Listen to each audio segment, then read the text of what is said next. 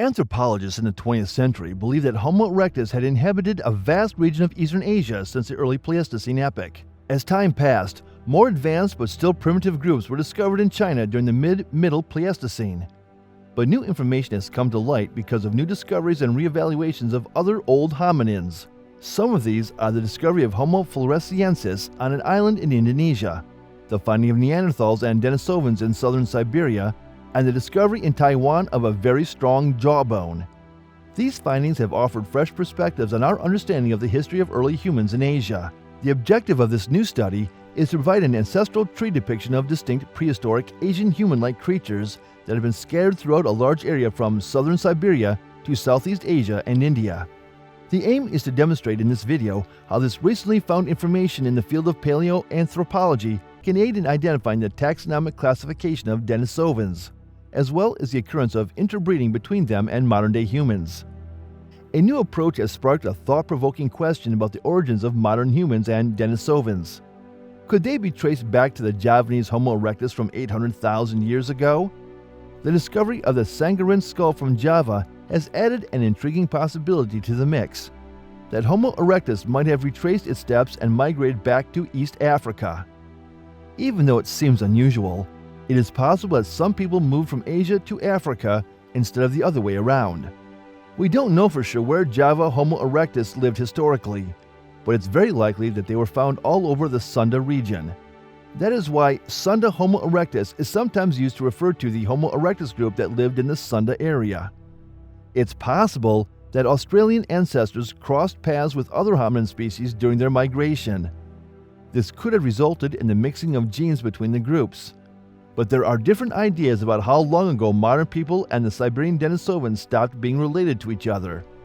This discrepancy may not be an issue if the Denisovans were a hybrid population that formed through interbreeding between local primitive hominins and Neanderthals. As previously stated, the projected time of divergence between Javanese Homo erectus and Homo sapiens appears to be significantly older than 1.2 million years ago. This finding supports the multi-regional theory of where modern humans came from, which says that different groups of people developed separately instead of from a single ancestor. If the Homo erectus population in Java was indeed the source of the Denisovan DNA found in Oceania, it could explain why some skull features of fossil and modern-day Aboriginal Australians resemble those of Homo erectus. However, as later populations migrated and interbred, the Denisovan DNA may have been diluted or overwritten. This could be why there's a lack of Denisovan DNA in modern-day populations in places like Indonesia. Although the fossil record for Asia is limited, we should carefully consider the evidence we do have. It is possible that Javanese Homo erectus is linked to the southern Denisovan event, but more research is needed to confirm this hypothesis. It's possible that the southern Denisovan fossils have not been discovered yet or are still unidentified in existing collections. However, it's important to investigate other potential circumstances before making this assumption. The Middle Awash Valley in Ethiopia is where the Bodo man fossil was discovered. Understanding the origins of Homo sapiens requires studying essential fossils like Bodo and Herto man. These early humans could have been distant relatives of the modern Herto human populations who lived in the same area. The skull known as Bodo man is quite old, dating back 600,000 years. It is thought to be one of the earliest human-like remains. Homo sapiens, the modern human species, first showed in East Africa 200,000 years ago. Bodo man shows archaic traits that suggest a split between Homo erectus and Homo sapiens. These traits include the glabella interrupts, an extremely thick double-arched supraorbital torus, the widest nasal opening below the nasal bones, a projecting and broadened middle face, and the African Bodo Kabwe Herto specimens exhibit remarkable morphological continuity over time. This includes changes such as a lighter supraorbital torus while maintaining a double arch and more contemporary zygomatics. According to Spanish anthropologist Roberto, the carboy skull from Zambia and the Bodo skull share features with Asian specimens of Homo erectus like the Sangaran 17 skull from Java, Indonesia. These characteristics consist of a broad zygomatic, thick supraorbital torus, a long and sloping forehead, a sagittal knee, and a broad nasal aperture. Denisov cave in the Altai region of Siberia has been known to Russian researchers for about 40 years. However, it was only after a particular mitochondrial DNA sequence, named lineage X, was published, which originated from a fragment of a human finger bone, that the location gained widespread attention. The result indicates that the Siberian Denisovans diverged from Neanderthals and contemporary humans fewer than 1 million years ago. We now know more about how the ancient human group known as the Denisovans acquired their genetic makeup thanks to a recent study. Early research suggested that the Denisovans were linked to the Neanderthals and that their DNA could be found in Melanesians today because they had interbred in the past. But there were still a lot of open questions. Recent research has now revealed that the Denisovans inhabited the cave for an extended period and had less genetic diversity than modern Europeans. This could indicate that the presence of Denisovans and Neanderthals in the cave fluctuated or had gaps over a long period before eventually being replaced by modern humans. These results give us more information about how different human species have interacted with each other over time. It is noteworthy that the cave in question is located only 200 miles away from China.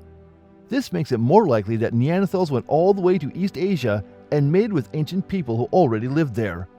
But it's hard to get samples of Denisovans, so it's important to have access to the latest knowledge. Even though it's hard to find well-preserved samples, combining the study of old DNA and paleoanthropology has led to some amazing discoveries in recent years. Paleoanthropologists have found themselves in an unexpected situation since 2010, with a hominin group that has been difficult to study through anything other than its genome sequence. The Denisovan group is a notable example of this. Despite extensive analysis of their ancient DNA and tooth morphology, there are still several unresolved issues concerning the Denisovans. One question that remains is how to reconcile conflicting signals in mitochondrial DNA and nuclear DNA that relates to Neanderthals.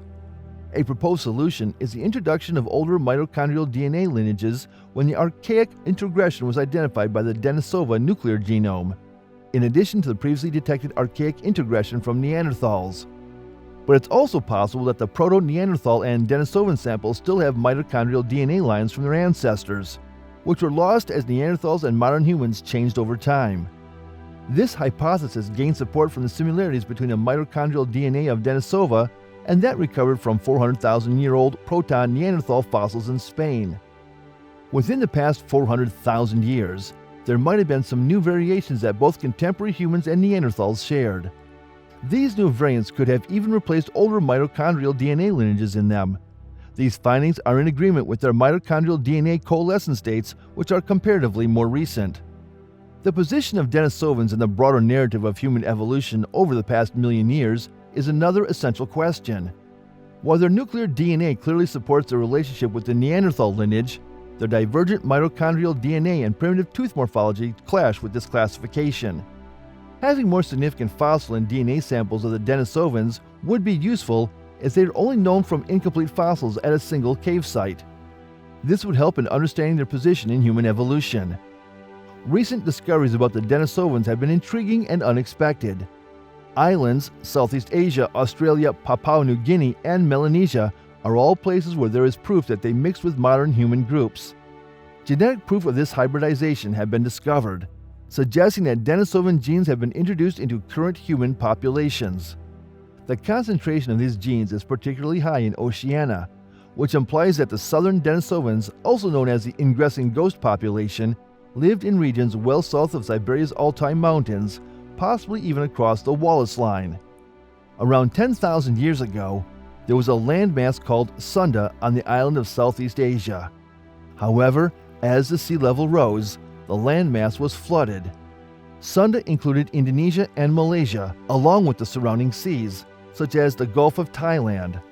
Before the separation caused by rising sea levels, Australia, Tasmania, and Papua New Guinea were part of the supercontinent of Sunda. However, these three regions were left isolated after the sea levels rose, causing Sunda's disappearance. It is possible that Denisovan-like individuals once lived in an area with a dependable fossil record. However, it remains unclear which fossil discoveries could truly be Denisovan ancestors. While fossil samples show considerable morphological differences, there is no evidence of ancient DNA sequences in later archaic Chinese fossils or comparable material from Sunda or Seoul. The mandibles of fossils discovered in China, like the Pungu mandible found in the sea near Taiwan, suggest that these two specimens probably do not belong to the same human lineage X species. Until more comprehensive Denisovan material is retrieved or additional ancient DNA that is Denisovan-like is identified from other fossils in Asia or Oceania, the ghost population may be the most suitable term for this enigmatic human group. Denisovan and Neanderthal DNA have been discovered in the same cave, suggesting that the Siberian Denisovan is a subset of Neanderthals who mated with local hominins rather than a different population. This would mean that the reported genetic diversity within the Denisova cave was due to variation within the same population rather than the presence of multiple subspecies. Some individuals within the group inherited pure Neanderthal nuclear DNA, while others did not, and the more ancient mitochondrial DNA belonged to the Denisovans. However, this discussion also implies that the southern Denisovan population may not be the same as the original Siberian group, and that the former may be represented in fossil samples from South or Southeast Asia.